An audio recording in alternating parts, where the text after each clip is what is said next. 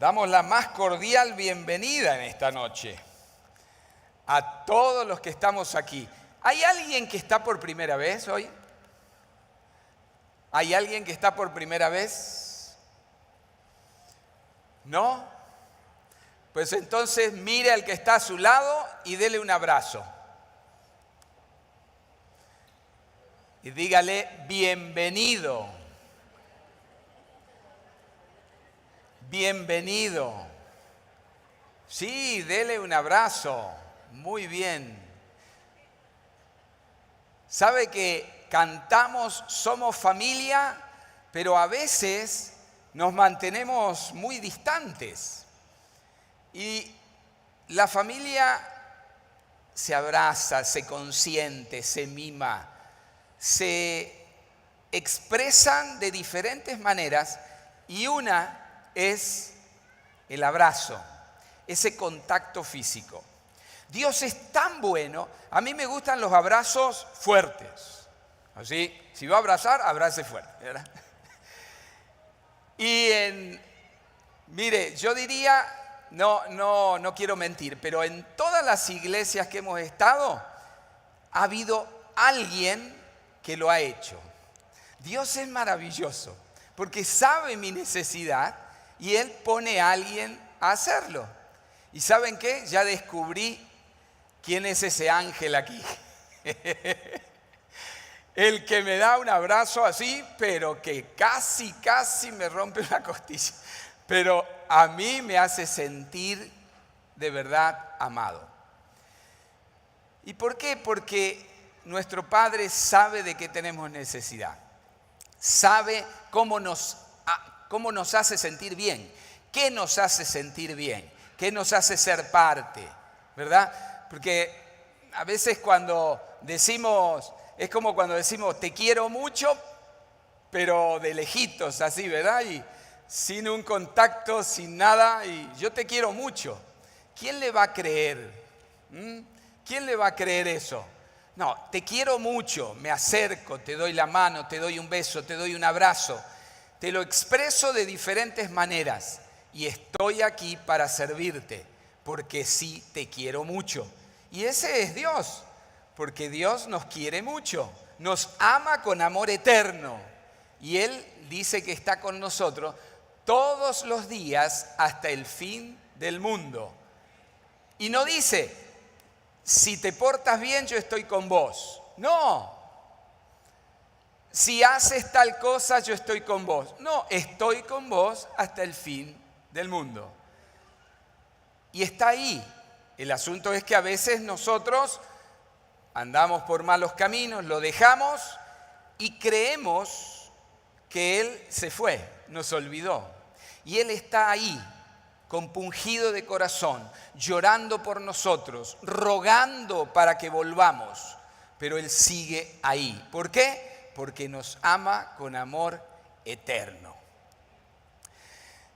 Venga conmigo a Hechos, capítulo 4, versículos 8 al 12, por favor.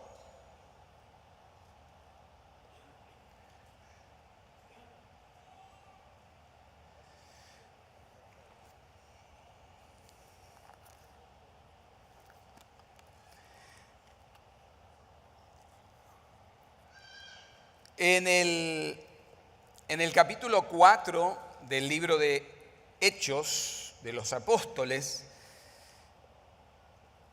tenemos básicamente la historia de la iglesia, de esa iglesia nacida en el corazón de Dios, nacida en el sacrificio de Cristo, nacida en el derramamiento del Espíritu Santo. Y hay un sinfín de historias y de relatos que nos van contando el progreso y el quehacer de la iglesia. Llegamos al capítulo 4 y en el versículo 8 hasta el 12 vamos a leer algo interesante. Dice, entonces Pedro, lleno del Espíritu Santo, les dijo, gobernantes del pueblo y ancianos de Israel, puesto que hoy se nos interroga acerca del beneficio hecho a un hombre enfermo, de qué manera éste haya sido sanado, sea notorio a todos vosotros y a todo el pueblo de Israel que en el nombre de Jesucristo de Nazaret, a quien vosotros crucificasteis y a quien Dios resucitó de los muertos, por él este hombre está en vuestra presencia sano. Gloria a Dios. Este Jesús es la piedra reprobada por vosotros los edificadores, la cual ha venido a ser cabeza del ángulo. Y en ningún otro hay salvación, porque no hay otro nombre bajo el cielo dado a los hombres en que podamos ser salvos. Hace varios domingos que venimos viendo cómo la iglesia va trabajando en diferentes contextos, en diferentes momentos y a través de diferentes personas. Aquí encontramos el apóstol Pedro y el apóstol Juan. Pedro siempre es el que habla, Juan seguramente oraba. Pedro es el que sale a compartir a viva voz el mensaje y es el que encarna la voz hablante de los discípulos. En este caso, el contexto es una sanidad de un hombre que hacía 40 años lo traían a la puerta del templo. 40 años. ¿Sabe lo que es eso? Es una generación completa de personas que han pasado al lado de él y ninguna probablemente le daba más que limosna. Y con eso él creía que estaba bien. Él mismo había naturalizado su estado. Lo peor no es que él haya naturalizado su estado. Lo peor es que los que iban al templo habían naturalizado a ese hombre. Casi lo contaban como alguien de la decoración, del inventario, de vaya a saber qué. Pero ya es parte. ¿Vieron que a veces pasa eso? Hay alguien por ahí que pide o alguien que está haciendo algo rutinariamente y entonces, no, él es, y a veces hasta sabemos el nombre. Él está ahí todo el tiempo, pero está ahí en una condición de minusvalía, está ahí en una desventaja social, está ahí con un mal que carga todos los días y que se vuelve su pesar. Pero a veces nos volvemos religiosos y nosotros vamos a lo que tenemos que hacer. Como esa canción de Marcos Vidal que dice que el director de alabanza iba a tocar y venía discutiendo con su mujer y llevando unos cables y entonces él iba y dejó al buen samaritano que se las arregle solo, ¿verdad? Como la historia que nos contó Jesús. Aquí el contexto es que mientras venían Pedro y Juan a la puerta del templo, resulta que este hombre les pidió como acostumbraba, pero ellos no tenían, se ve, nada que darles, porque literalmente dijeron: no tenemos plata ni oro, lo que tenemos te damos. Levántate en el nombre de Jesús. Vaya pequeña cosa tenían, casi nada, ¿verdad? El poder de Jesús, el poder del Espíritu Santo para obrar en las vidas de personas que de otra manera no podían valerse.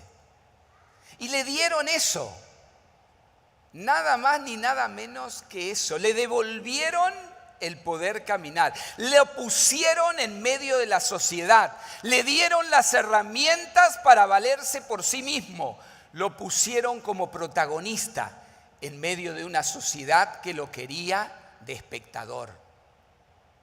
Le dieron vuelta la tortilla al mundo conocido. Por eso después, más adelante, los llamarían los que trastornan el mundo han venido aquí. ¿Por qué? Porque ponían las cosas en su lugar. Como popularmente decimos, los puntos sobre las íes. Y ese es el contexto. Una persona que no caminaba, que estaba postrada y que en el nombre de Jesús se levantó. Y se levantó y caminó y alabó a Cristo, porque imagínense la alegría de ese hombre. Obviamente, no podía caminar, 40 años dependiendo de otros, y en ese momento parado en sus dos piernas y pudiendo valerse por sí mismo. ¿Qué hubiese hecho usted? ¿Qué hubiese hecho? ¿Qué no hubiese hecho, no? Y ahí hubiesen estado los que dicen, no se danza, no se baila. Prohibido. ¿Qué prohibido ni prohibido? Yo puedo danzar porque mis piernas ahora están vivas. Y en el nombre de Jesús me han sido devueltas. Y entonces puedo decir gloria, gloria a Dios. Esa alegría de ese hombre no era posible, no entraba dentro de la estructura de estos religiosos. Esa alegría, ese hombre diferente al que ellos habían apostado, que estaba tirado en la puerta del templo, donde pasaban todos a adorar al Señor, donde pasaban todos a decir lo bueno que eran, pero dejando al otro malo en la puerta. Y eso los hacía sentir posiblemente mejores. Pero esa alegría, ese entusiasmo, esa manera de ser de este hombre nuevo no cabía dentro de ellos. Y entonces dice la palabra de Dios que agarraron a Pedro y a Juan, me imagino que a otros apóstoles también, los que habrán venido juntos ahí en la caravana, y a todos lo metieron al bote. ¿Cómo le dicen acá a la cárcel? ¿Al bote? Al bote, a la oscuridad, a la humedad, ahí el lugar donde ninguno queremos ir, ¿verdad? Pedro y Juan no habían hecho nada malo. Claro, nada malo para el Señor Jesús, malo para los religiosos, para los que quieren mantener el status quo, para los que quieren que todas las cosas se queden así, para los que quieren sobresalir en la sociedad pensando de que son mejores que otros. Y entonces a esos otros no le quieren dar la oportunidad. Entonces Pedro y Juan, después de haberse pasado un día ahí en la cárcel, al otro día vienen, mire, dice que en el versículo 1 del capítulo 4, hablando ellos al pueblo, vinieron sobre ellos los sacerdotes con el jefe de la guardia, los saduceos, resentidos de que enseñaban al pueblo y anunciaban en Jesús la resurrección de entre los muertos. Y les echaron mano y los pusieron en la cárcel hasta el día siguiente porque ya era tarde. Claro, y ellos burócratas no trabajaban. Entonces que esperen hasta el otro día, ¿verdad? ¿Cómo son? Y ellos tenían que pasar ahí una noche sin haber hecho nada malo. Nada que rompa las leyes, porque ni siquiera habían sanado a una persona en el día de reposo, que podrían haber dicho estaban rompiendo una ley. No, en este caso no había ley que los enjuiciara o que los podría poner en la cárcel. Pero muchos de los que habían oído la palabra creyeron, gloria a Dios. Y el número de los varones era como de 5,000. Mire, veníamos de una predicación donde se convirtieron 3,000 y ahora se sumaban 2,000 más.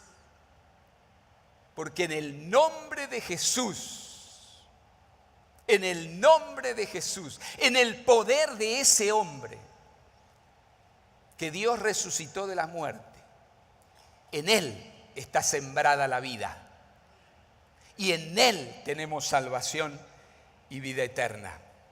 Aconteció el día siguiente que se reunieron en Jerusalén. Mire, los gobernantes, los ancianos y los escribas, el sumo sacerdote Anás, Caifás, Juan y Alejandro. No aquel Alejandro, el que anda por acá, ¿no? Y Alejandro. Y todos los que eran de la familia de los sumos sacerdotes. Todos los de la élite, gobernantes, todos aquellos que eran de tradición religiosa, todos los que conformaban el aparato religioso y de gobierno, todos se unieron y poniéndoles en medio le preguntaron, fíjese la pregunta que le hacen, ¿con qué potestad, con qué poder o en qué nombre habéis hecho vosotros esto? Los saduceos eran aquellos que no creían, era la clase aristocrática, religiosos aristócratas. Y les movían el piso cuando hacían este tipo de cosas. Y otra cosa, que ellos no creían en la resurrección de los muertos. Y resulta que entonces, cuando se encuentran con la resurrección de Jesús, se les cae todas sus doctrinas. Y entonces allí empieza a moverlos a ellos porque preguntan si resucitó de los muertos, entonces quiere decir Dios, pero Dios no es Jesús. Y entonces se le arma un gran balurdo, ¿no? Se le arma un gran problema que no saben cómo resolver. La manera de resolverlo es cortando con esto. Y entonces por eso meten a la cárcel a Pedro y a Juan. Pero entonces, fíjense que Pedro, lleno del Espíritu Santo, dijo: gobernantes del pueblo y ancianos de Israel, puesto que hoy se nos interroga acerca del beneficio hecho a un hombre enfermo, de qué manera éste haya sido sanado, sea notorio a todos vosotros y en todo el pueblo de Israel, que en el nombre de Jesús de Nazaret, a quien vosotros crucificasteis y a quien Dios resucitó de los muertos, por él este hombre está en vuestra presencia sano. Vale aclarar una curiosidad del lenguaje griego. La palabra para sano es la misma palabra que se usa para salvo.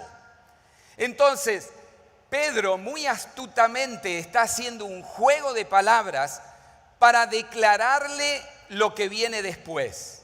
Que a pesar de ser sano este hombre también es salvo en el nombre de Jesús.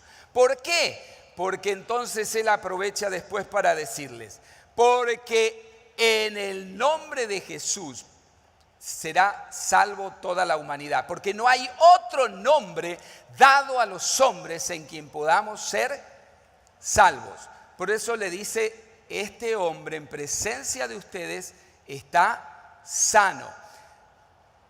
Pero ese juego que es aunque las dos palabras son sano, salvo en español, pero no es lo mismo en griego. Y el que estaba escuchando en ese momento puede captar muy bien esa como ironía en el lenguaje de Pedro. ¿Por qué hace esto Pedro? Porque en Pedro, aunque estaba en la cárcel, aunque era inocente para estar allí, en su corazón había amor para todos. Y el amor de Jesús, el amor que sana y el amor que salva. No el amor que está esperando a ver cómo se venga. No el amor comprometido. No el amor calculador. No, el amor que se entrega. Y Pedro entonces a estos, sus verdugos, porque Pedro y Juan estaban ahí en las manos de estos gobernantes. Cualquier cosa podía pasar. No había realmente algo en lo que ellos se pudieran agarrar.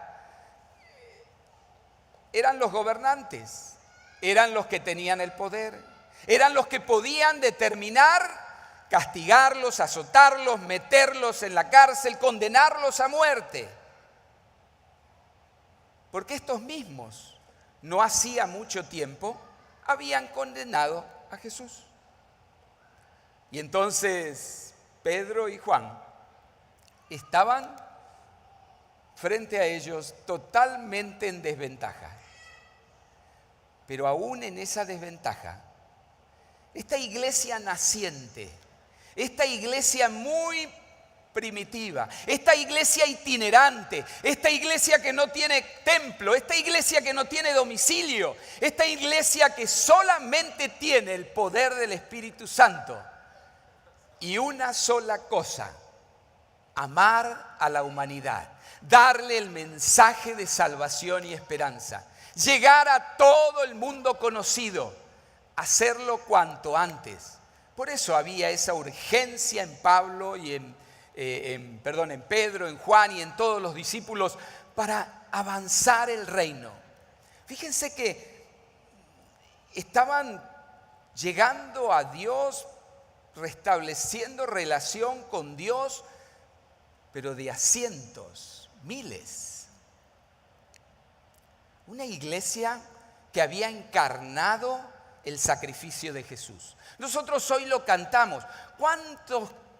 ¿Cuántas frases en todas las canciones que cantamos son frases, pero muy potentes, frases muy profundas, frases desafiantes, frases que nos invitan a salir de aquí y compartir con otros, frases que nos comprometen, frases que no podemos decir si no pensamos y estamos dispuestos a hacer, a cumplir, porque es la palabra nuestra que estamos cantando.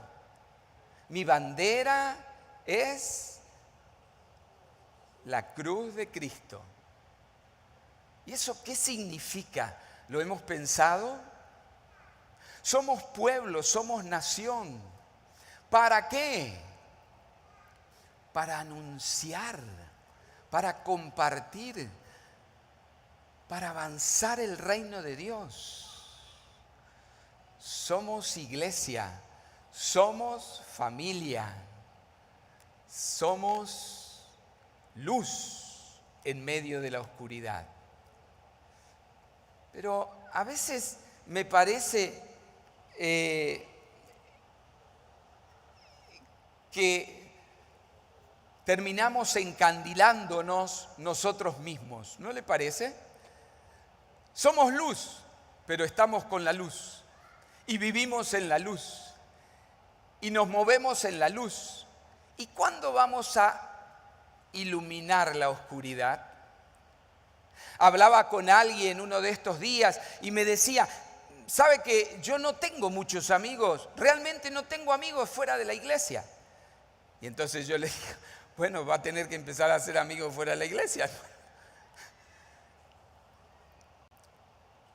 ¿Cuál es su temor?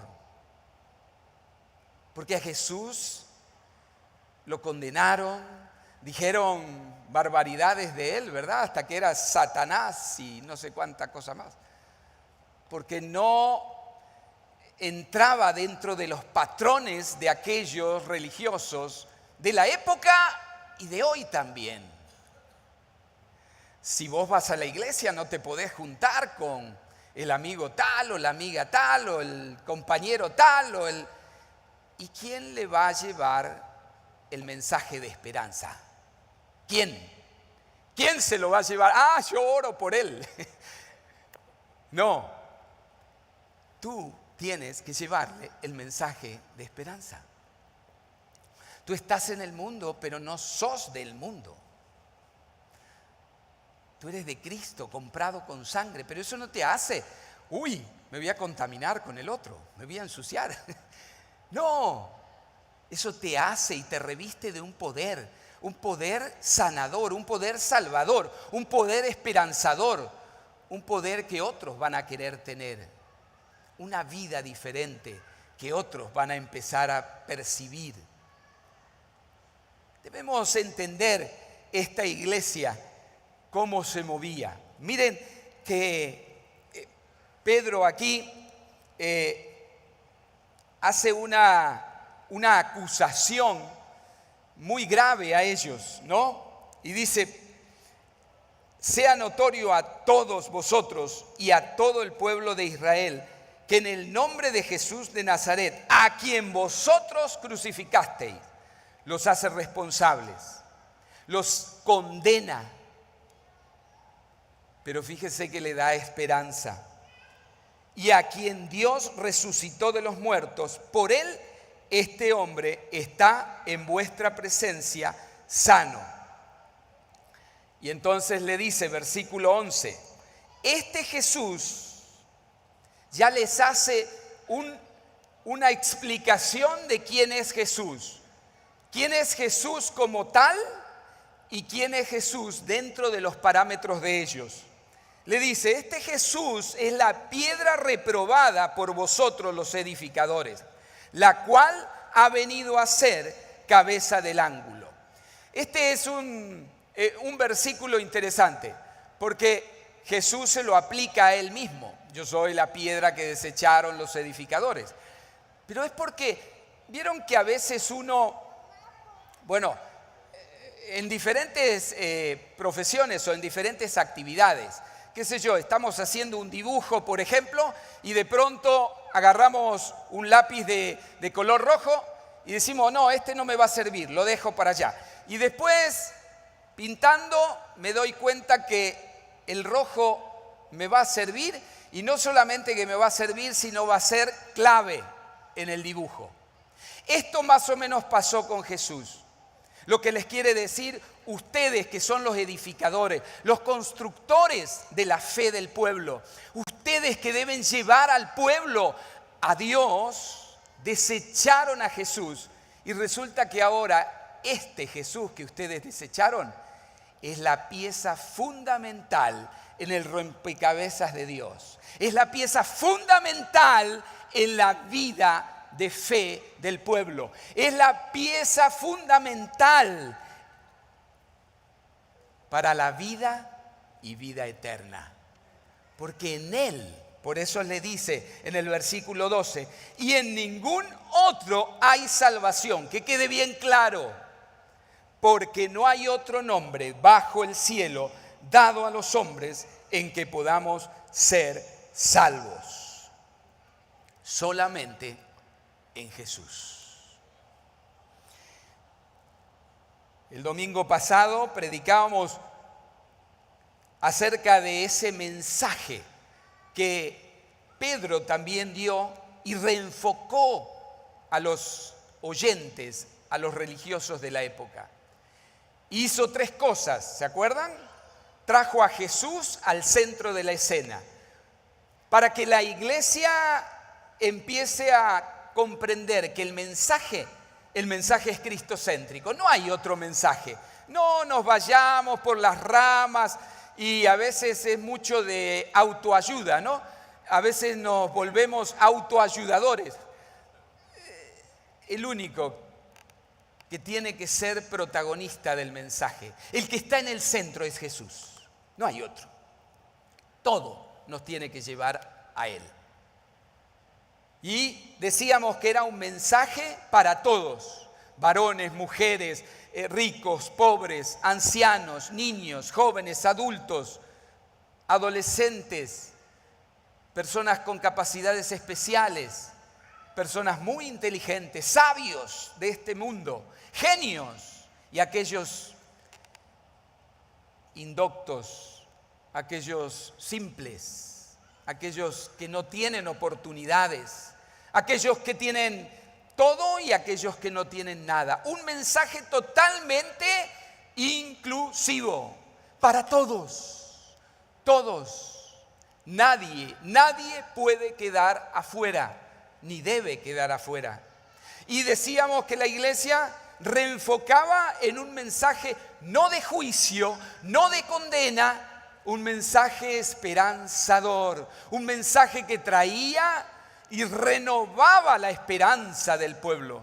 Ya no tenían que ir todo el tiempo a renovar los sacrificios, todo el tiempo a volver a hacer sacrificios, y volvían otra vez y estaban a expensas si eran perdonados o no. Pero en Jesús, el Cordero de Dios, último, y quitó todo pecado. Listo, se terminó. Él lo hizo por todos. Un mensaje de esperanza para aplicar a mi vida, pero para llevar a todos. Y entonces hoy encontramos a esta misma iglesia predicando con convicción firme. Con convicción porque aun cuando a los otros no les calza el mensaje, a los otros no les gusta hacer bien a las personas, por eso Pedro dice, ahora nos están condenando por haberle hecho un beneficio a una persona. Imagínense, la iglesia condenando a una persona o a varias personas por hacer un bien. ¿Dónde se ha visto? Aquí se ha visto. En este lugar y a veces en la actualidad también se ve. Una iglesia con convicción, que no necesitaba de una estructura o de un manual de instrucciones. Una iglesia con convicción porque sabían en quién habían creído. Una iglesia que estaba decidida a predicar una sola cosa y en el nombre de Jesús moverse y hacer su tarea. En el nombre de Jesús, porque en ningún otro hay salvación. No hay otro nombre bajo el cielo dado a los hombres en que podamos ser salvos. Hermanos, tenemos un mensaje muy claro y muy simple, ¿verdad? A veces le damos vuelta y hacemos mucha estructura para ir a predicar. ¿Y cómo le predico? ¿Y qué le digo?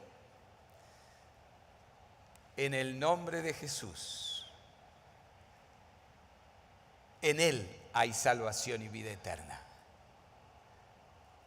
Muchas veces queremos solucionarle la vida a las personas. Y en ninguna parte de la Biblia se nos manda a eso. Pero en cambio sí se nos manda a llevar un mensaje de esperanza en el nombre de Jesús. Porque en su nombre todas las personas, todas, sin excepción, pueden ser salvos, pueden ser sanos y pueden tener vida y vida eterna. ¿Lo cree? ¿Sí? Pero usted lo tiene en sus manos. ¿Lo va a compartir? ¿Lo va a compartir? ¿Lo va a compartir? ¿Lo va a compartir? Yo estoy sordo. ¿Lo va a compartir? Póngase de pie entonces.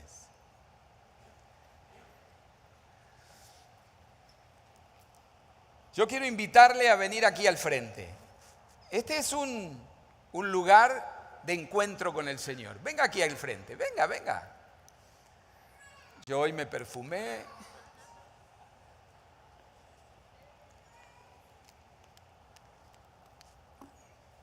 Venga aquí al frente. Mire esto que es precioso. Mire lo que tenemos aquí. Las dos primeras personas, una generación que está entrando y una generación que está saliendo, nos muestran que el compromiso es desde los más chiquitos hasta los más grandes.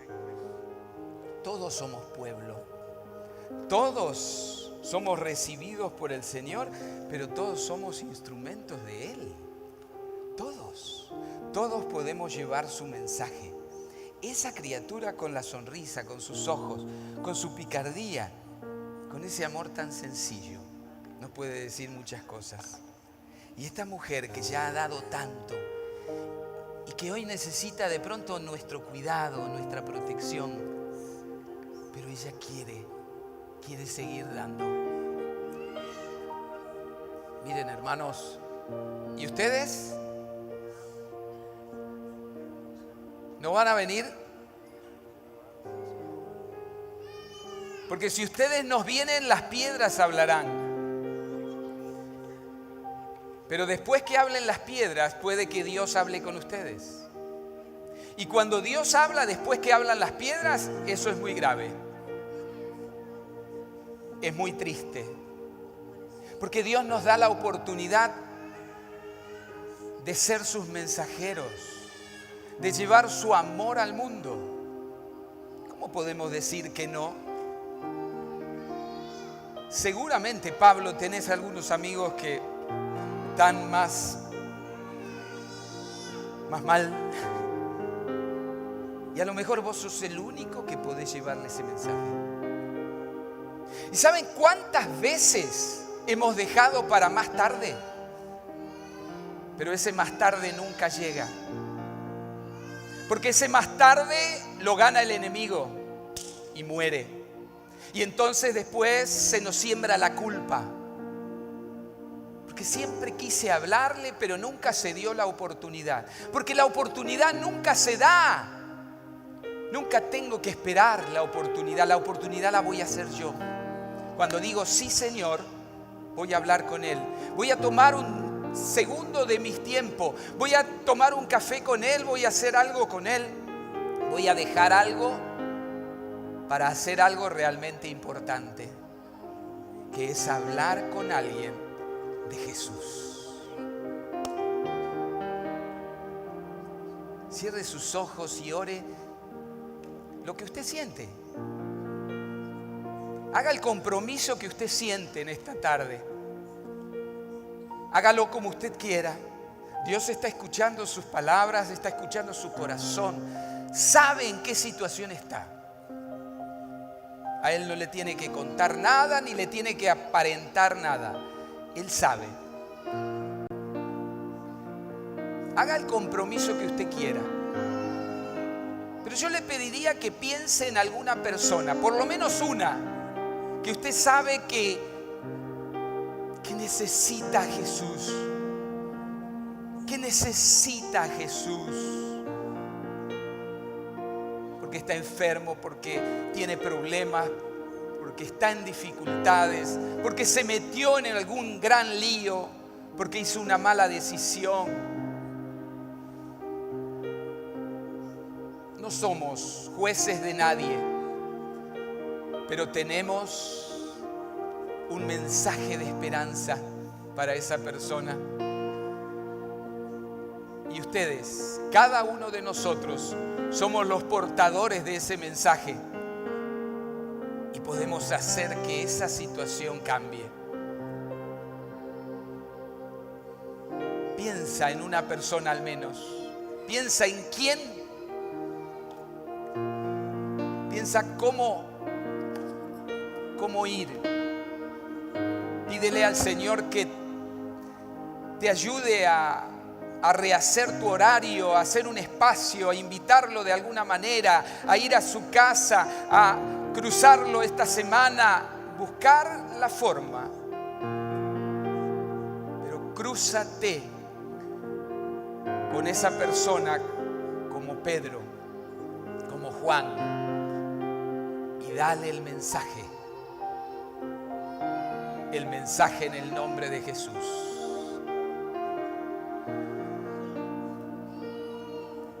Amante Dios, gracias, gracias, gracias.